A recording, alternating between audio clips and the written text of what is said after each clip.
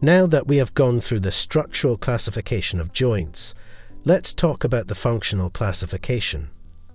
One way to classify joints is by their level of mobility, or the amount and type of movement they allow. There are three main types of joints based on their functional classification: immovable joints, slightly movable joints, and freely movable joints. Just by their names, you can deduce the classification criteria of these joints.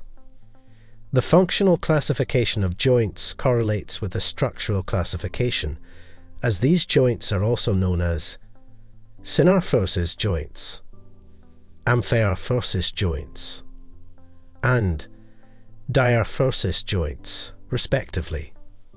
Let's look at these joints and their examples one by one, starting with immovable joints. Immovable joints are those that don't allow for any movement at all. The sutures of the skull and the gomphosis connecting teeth to that of the skull are some examples of immovable joints.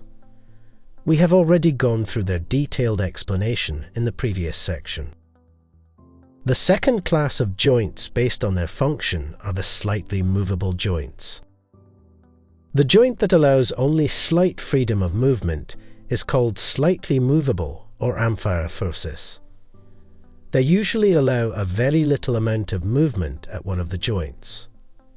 Examples of this amphiarthrosis include some of the intervertebral discs present in the spine and the present pubic symphysis in the hips. Lastly, we have the freely movable joints. The third class of functional joints is said to be freely moving kind of diarthrosis joints.